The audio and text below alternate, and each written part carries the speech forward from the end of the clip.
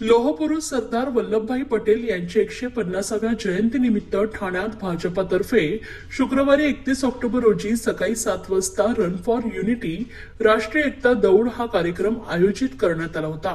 या एकता दौडची सुरुवात ठाण्यातील मासुंदा तलाव येथील पुण्यश्लोक राजमाता अहिल्यादेवी होळकर यांच्या स्मारकापासून झाली असून छत्रपती शिवाजी महाराज यांच्या स्मारकाजवळ या दौडची सांगता झाली।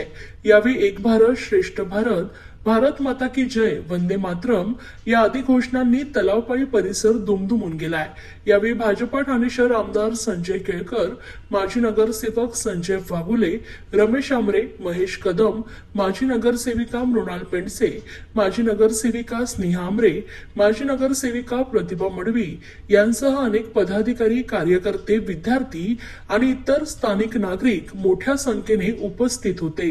दौड आज ठाणे शहरामध्ये काढण्यात आली आहे आणि ही एकता दौड ही एकात्मतेसाठी आहे, राष्ट्रीय एकात्मतेसाठी आहे, एकतेसाठी आहे आणि एकता आणि अखंडतेसाठी आहे।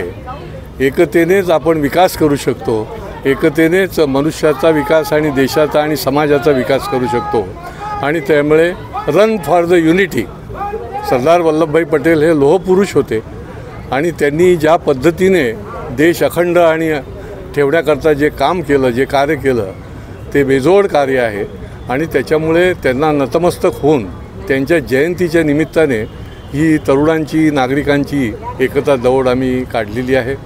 ही एकता अशीच हातात हात घालून पुढे ठेवली तर देश विकासाच्या दिशेने निश्चितपणे वाटचाल करत आहे। सर, काल मनसे नेते